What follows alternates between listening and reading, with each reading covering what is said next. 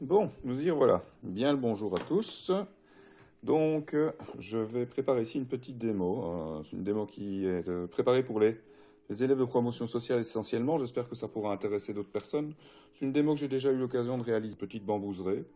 Photo que j'ai eu l'occasion de prendre quand je me baladais le long de la Dordogne, lors de mes longues balades, quand j'habitais dans cette belle région de France.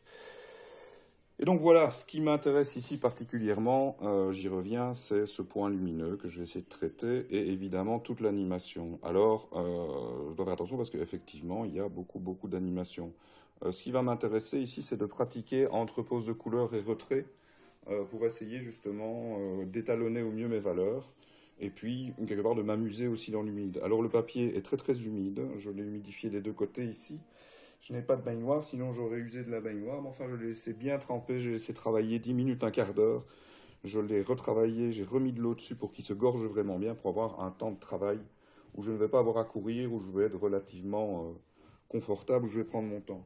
Alors, c'est un papier canson aquarelle, voilà, c'est un papier assez récent, qui est composé de 60% de coton, de 40% de cellulose. Alors voilà, la cellulose au départ, je suis pas très fan, hein, on a chacun nos goûts. Mais celui-ci est un papier bien équilibré, j'ai pas de séchage inégaux qui se crée, hein, l'auréole disgracieuse bien entendu, puisqu'une auréole ça n'est pas forcément moche. Mais voilà, j'ai moins de risque d'accident sur ce papier-ci que sur un pur cellulose par exemple. Donc c'est un papier assez intéressant parce que en termes de prix, bah, il est très accessible, hein, c'est à moins de 4 euros la feuille. La grande feuille, hein, 50-65 ou 50-70.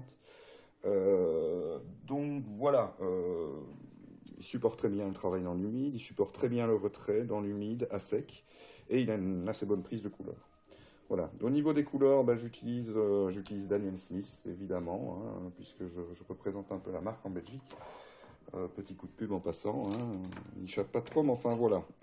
On a un partenariat et travailler avec leurs couleurs m'a changé quand même pas mal de choses dans ma vision et dans mon envie de créativité, hein. Il y a des couleurs qui ont vraiment des comportements très spécifiques qu'on ne trouve pas ailleurs. La saturation en pigment est extraordinaire, hein. C'est parfois aussi un peu troublant parce que la saturation est tellement forte que les mélanges varient très vite. Donc c'est une petite prise en main, mais enfin bon, ben voilà, pour moi c'est à l'heure actuelle ce qui se fait probablement peut-être pas de mieux, on peut jamais dire ça, chacun a ses petites habitudes, d'autres marques sont très bonnes, mais enfin personnellement ça me convient très bien, c'est un grand plaisir de travailler avec ces couleurs-là. Donc au niveau des couleurs, je pars toujours d'une base relativement simplifiée. Il n'est pas utile d'avoir 15 couleurs pour réaliser un travail acceptable, un travail qui a un beau rendu coloré et lumineux. Je dirais même qu'il vaut mieux se centrer sur 6 couleurs maximum, mais savoir les exploiter du mieux possible. Voilà. Parfois, on est tenté d'avoir beaucoup de couleurs différentes sur sa palette, mais bah, il est important de savoir qu'avec 10, voire 12 couleurs, on peut vraiment tout faire. Alors, c'est toujours une sélection. Ici, je pars toujours d'une base de principe d'utiliser des monopigmentaires transparentes, souvent des teintures qui m'amènent la lumière. Et puis après, ben, je viens travailler avec parfois quelques terres ou des bleus outre-mer pour leur granulation. Donc voilà, mais enfin j'essaye toujours d'avoir une base lumière avec les teintures au départ. Donc ici, je vais commencer à attaquer avec le Rich Green Gold, hein, vert d'or riche, qui est très lumineux, qui a tendance un peu... ça se rapproche pas mal d'une quinacridone quelque part, d'un or de quinacridone, mais ce serait la version un peu froide, hein, l'or de quinacridone tire sur l'oranger. Ici, j'ai plutôt quelque chose qui va basculer sur le vert. Et donc, voilà, pour une première pose de couleur, c'est souvent là-dessus que je travaille, surtout si je fais de la végétation. Alors mon but ici, ça va être de créer un peu d'animation. Je vais pas trop chercher quelque chose de réaliste. Je me fie un peu à ce que je perçois de l'image, en gros. Je cligne des yeux pour simplifier. J'essaye de me dire qu'il va falloir que je réserve une lumière. Ceci dit, cette lumière, je vais pouvoir la retravailler après, soit en retrait ou en vaporisant un petit peu. Alors voilà, ça aussi important, dans le travail dans l'humide, intéressant d'avoir ce petit outil que je vais d'ailleurs remplir de suite.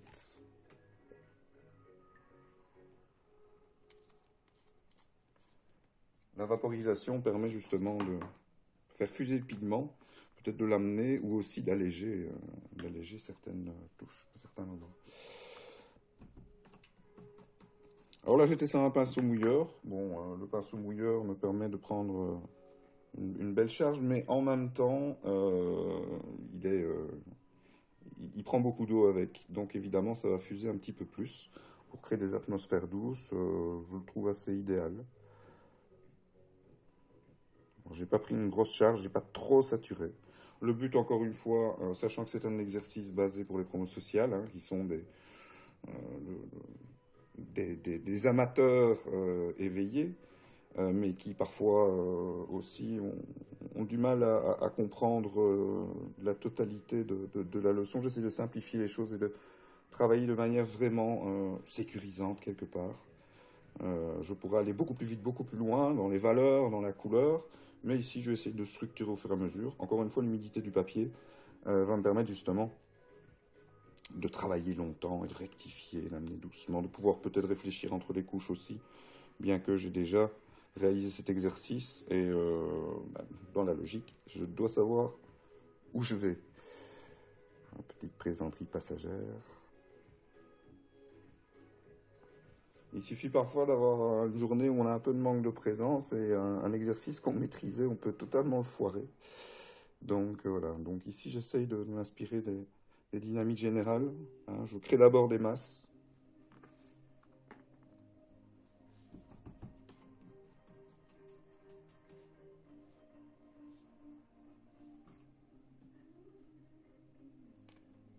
Alors petit changement par rapport à d'habitude, il y a un petit fond musical. J'ai été pêché dans les musiques libres de droit. Ça permet d'agrémenter un petit peu et de combler parfois mes longs silences.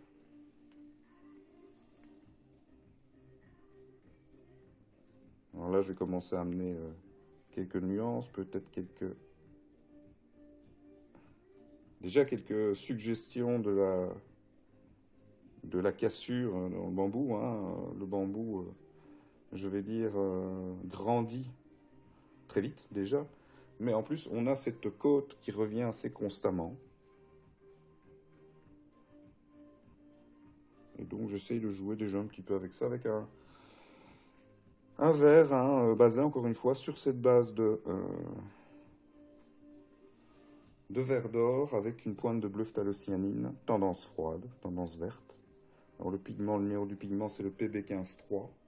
Ça vous permettra peut-être de choisir convenablement vos couleurs en regardant ce qui se passe derrière le tube.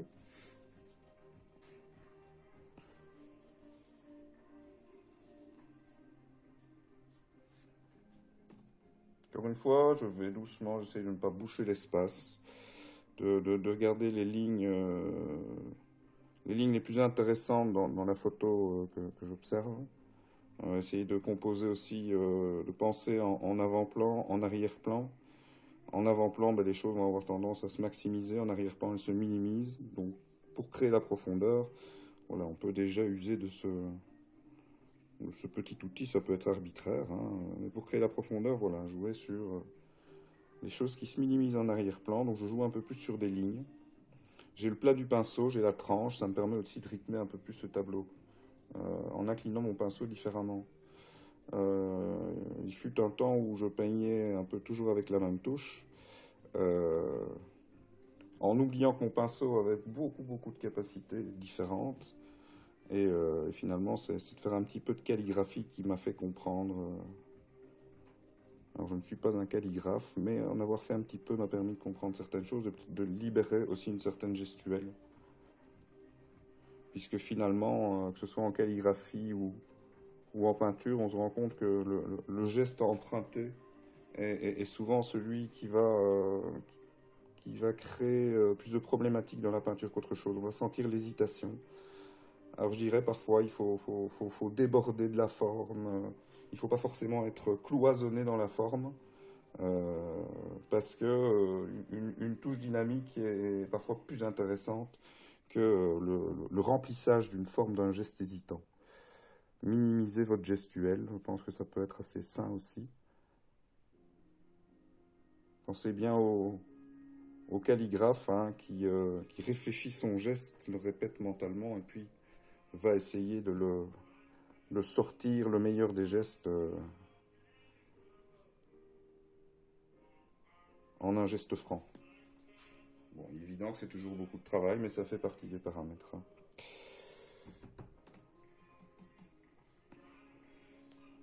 Je vais faire une petite projection d'eau au centre. Bon. Je pourrais même y aller au vapeau directement.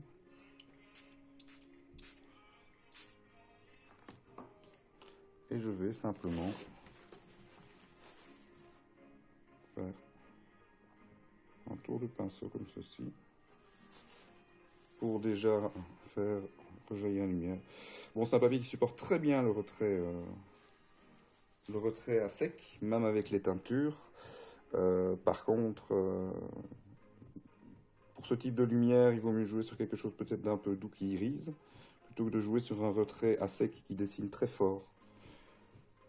Voilà, une petite ambiance verdâtre, évidemment. En ce jour un peu gris, et en cette période un peu spéciale, j'ai l'impression, après avoir fait beaucoup de portraits, d'avoir besoin de respirer un petit peu. Et la nature, la végétation, mais je pense que ça peut nous apporter aussi une certaine forme de sérénité. Puis c'est assez amusant de travailler ce genre de sujet.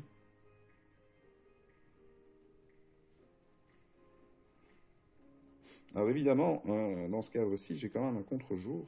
Donc je vais avoir des valeurs d'avant-plan qui sont potentiellement plus sombres et plus neutres surtout que les valeurs d'arrière-plan. Donc je vais continuer à...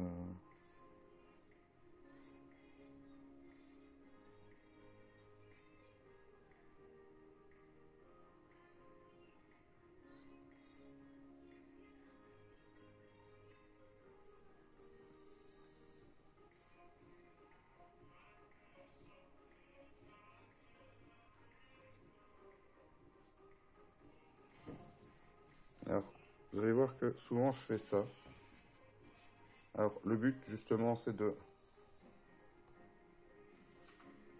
d'éviter une petite problématique qui peut se passer, c'est-à-dire que comme je peins sur un papier humide qui est humide des deux côtés, il est possible qu'un excédent d'eau rejaillisse par le dessous, par les côtés et réintègre au moment du séchage le papier. Donc ça va nous créer une forme d'auréole inversée. Alors finalement, bon, c'est une observation intéressante parce que pourquoi ne pas jouer là-dessus voilà, ça pourrait être un petit truc technique. Bon, quand ça arrive, on ne s'y attend pas. Voilà. C'est un petit peu ça l'aquarelle, ces imprévus qui nous surprennent. Est-ce qu'il faut les laisser vivre? Est-ce qu'il faut au contraire intervenir parce qu'ils nuisent à la lecture de l'œuvre? Voilà, c'est les questions à se poser. Et pour ça, il faut essayer d'arriver à lire un petit peu dans sa peinture ce qui se passe. Essayer de ressentir si ce qu'on fait crée une forme d'harmonie ou si au contraire ça casse beaucoup de choses. Hein.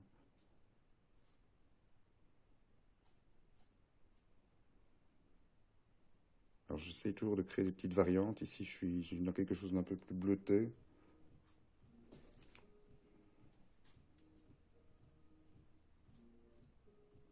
J'ai cherché quelque chose d'un peu plus neutre parce qu'ici j'ai quand même une valeur bien foncée.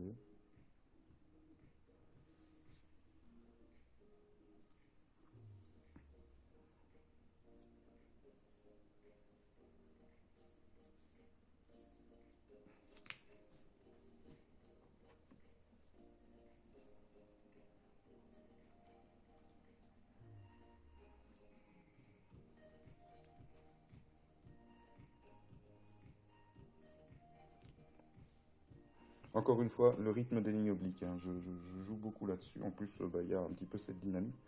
Une oblique, une contre-oblique, voilà. J'essaye de ne pas avoir des éléments qui partent tous dans le même sens, voire d'essayer d'avoir peut-être une rythmique des obliques qui crée une convergence vers le centre du tableau.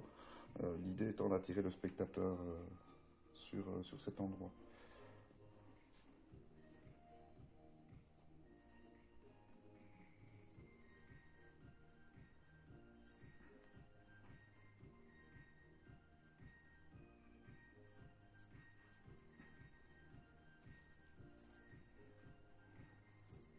Je ne vous cache pas que je me sens un peu engoncé de ce côté-là parce que la caméra est très proche de moi.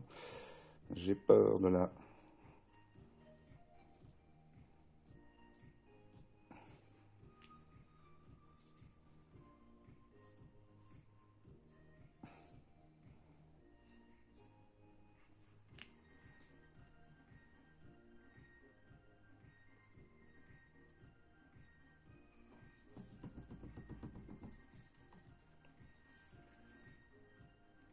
Bon, là, je vais peut-être venir redessiner quelques lumières.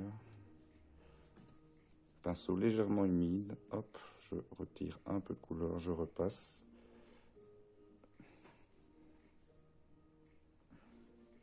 Le petit côté côtelé.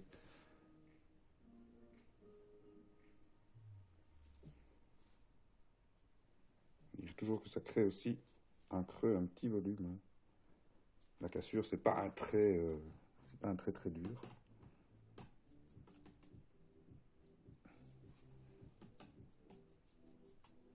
On va faire un petit peu le même principe ici.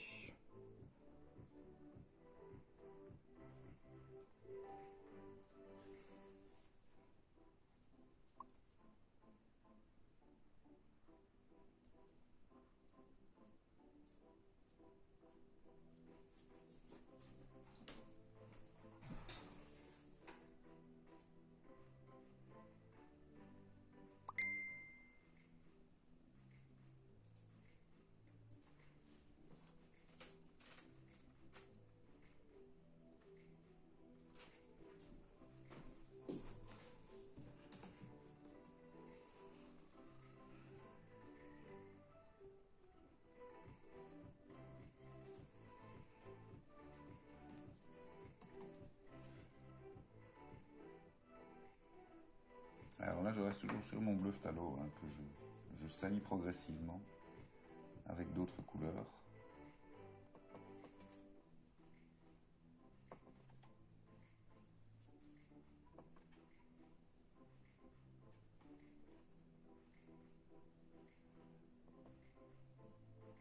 Alors vert d'or, bleu phthalo, de temps en temps j'y mets une petite touche d'alizarine pour neutraliser un petit peu plus ce mélange.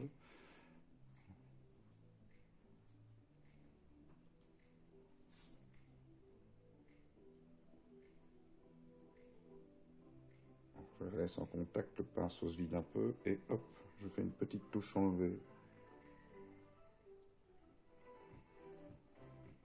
Évidemment, le bleu phthalo, il fuse beaucoup, ça m'arrange.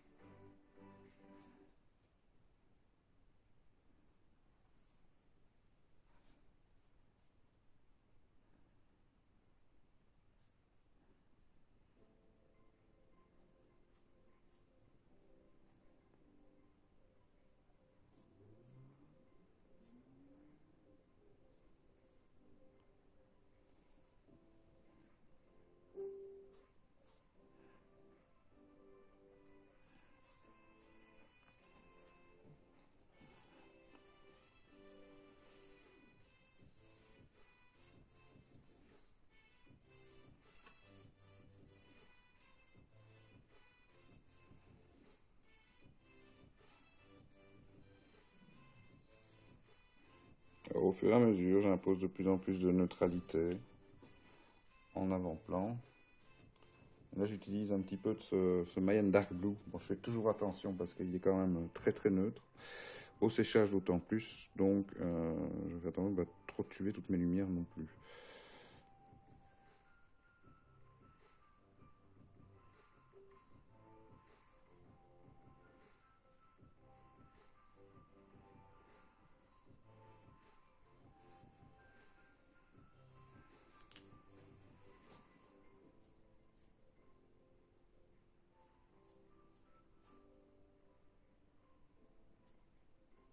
Voilà, je suis dans une forme d'abstraction.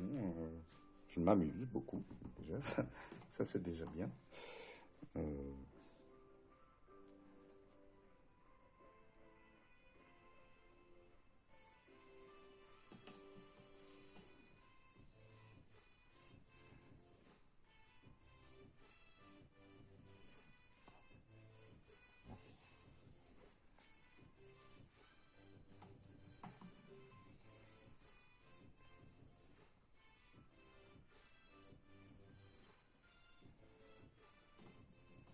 En fait, je vais définir la masse ici par une petite ligne d'eau. Hop. Ici, je laisse.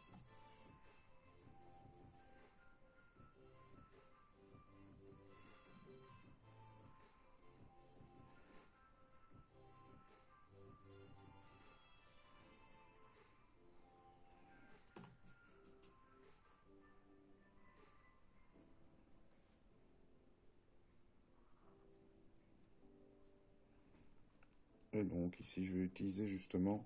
Je vais réduire un petit peu mon outil. Et je vais utiliser le débordement pour essayer de venir ouvrir un petit peu de lumière, pour suggérer des feuillages. Commencer à créer un peu d'animation. Alors je fais toujours attention aussi à ce que le feuillage n'aille pas tout dans le même sens. Je pourrais au moins même venir perturber un petit peu les choses en faisant voilà, quelques petites éclaboussures.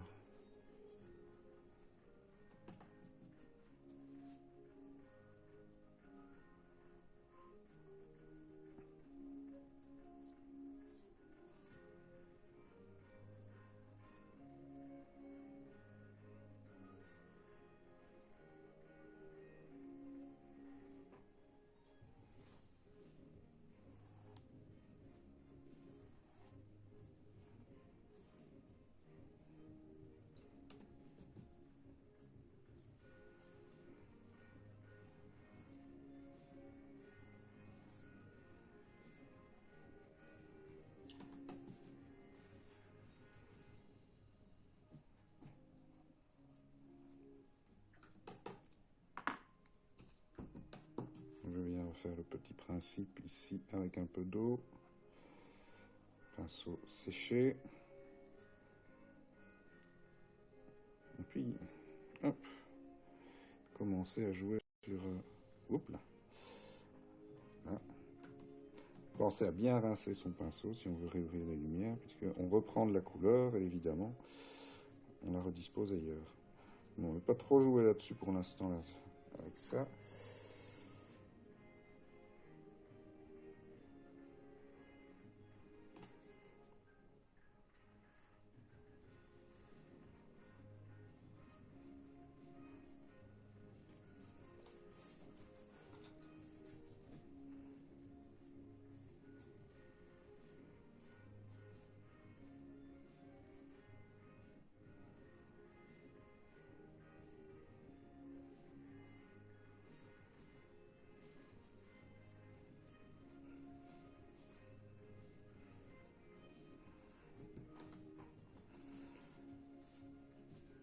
Alors, encore un petit séchage. Évidemment, je ramène de l'humidité sur le papier aussi, hein, donc je veille toujours à sécher.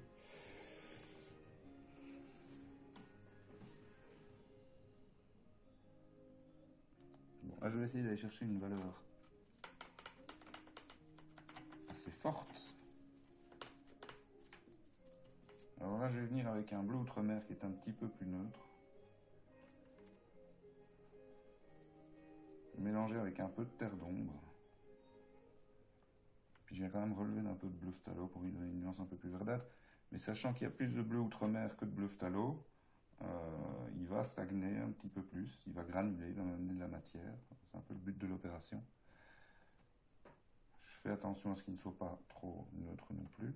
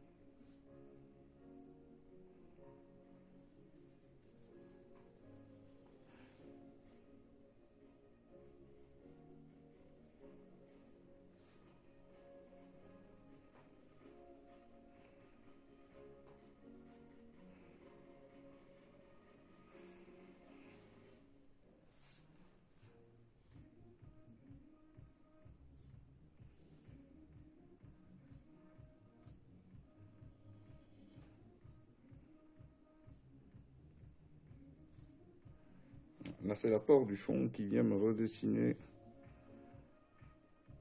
une valeur plus forte, qui vient dessiner des choses plus en lumière.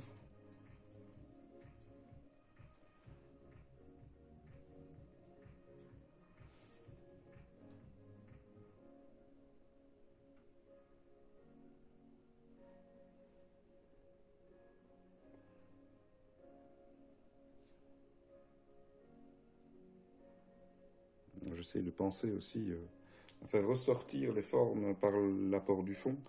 C'est un peu le principe du négatif.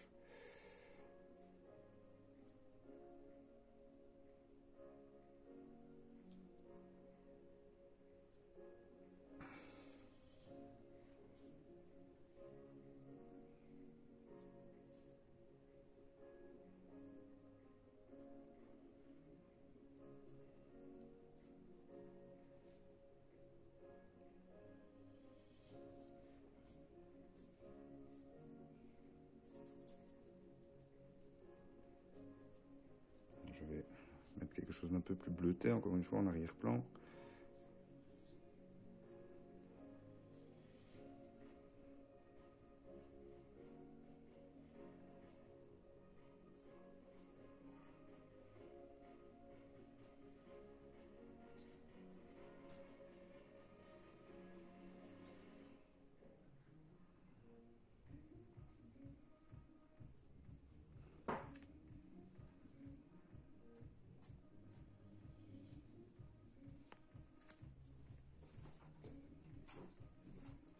Un petit peu de recul.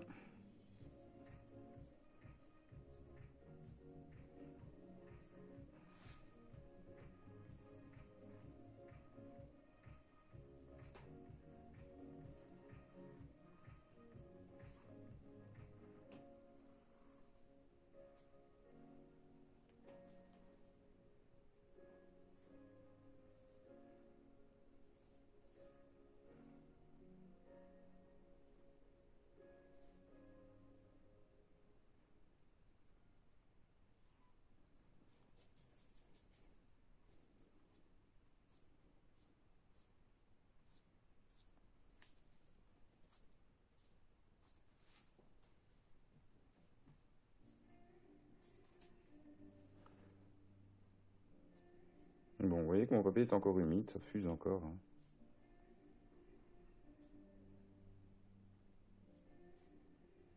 Je fais attention de ne pas perdre complètement non plus mes teintes, parce que là je suis en train d'assombrir au fur et à mesure. Évidemment, comme je neutralise doucement mes couleurs, il faut que je fasse attention de ne pas perdre trop en lumière. Voilà, ce genre de choses auxquelles il faut faire attention. Ceci dit, je vais peut-être venir réalléger un tout petit peu tout ça, avec quelques petits retraits. Je vais changer de pinceau aussi. Je prends le biseau et je vais essayer de réouvrir un petit jeu de lumière d'arrière-plan.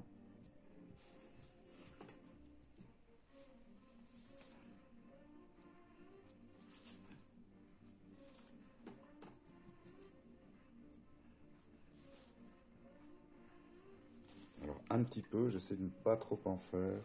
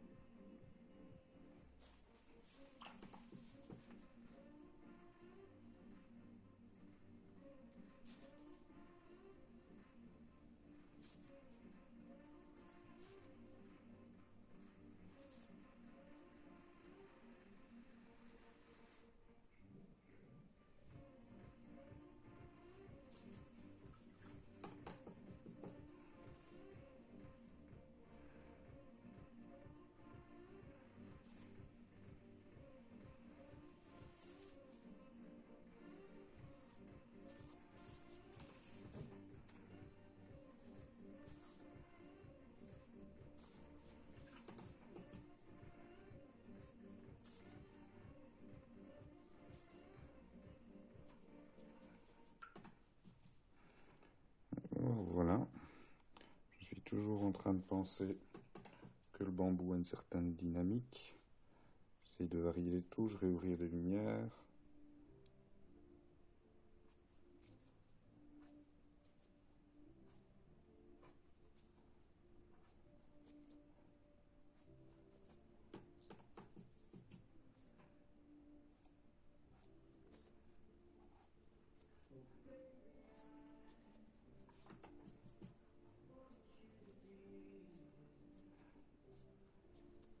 Voilà, je sais que le bambou a une texture assez filandreuse, donc j'essaye de faire quelques petits enlevés.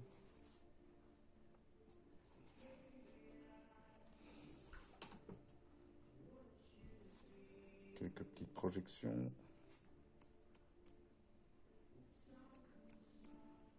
Dont certaines vont disparaître, mais voilà, ça crée un petit peu d'animation, peut-être un petit peu plus naturelle.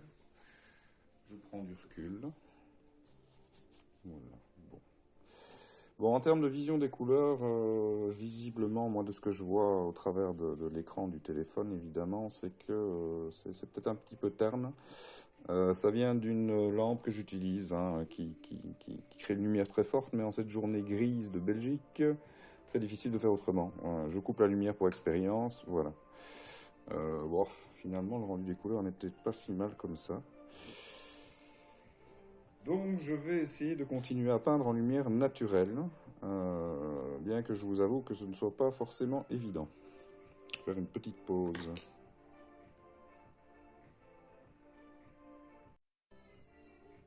Bon voilà, je viens de faire une petite pause, hein, 2-3 minutes, ça m'a aidé à prendre un petit peu de recul de l'image. Voilà, je vais faire un petit résumé de ce que j'ai fait jusqu'ici, hein. J'ai attaqué avec un verre d'or, doucement monté avec un bleu phthalocyanine, dans lequel j'ai commencé aussi à insérer bleu phthalocyanine et un peu de terre d'ombre brûlée, ou un peu de rouge pour créer justement des variantes de vert neutre, essayer d'avoir des couleurs variées. J'ai posé des valeurs de plus en plus fortes, j'ai défini les masses par l'apport du positif, mais aussi par retrait à certains moments.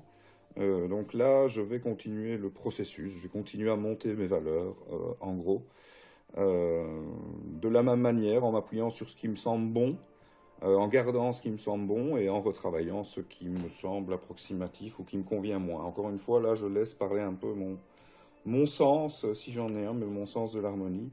J'essaye de travailler là-dessus parce que notre instinct nous dit beaucoup de choses, en fait.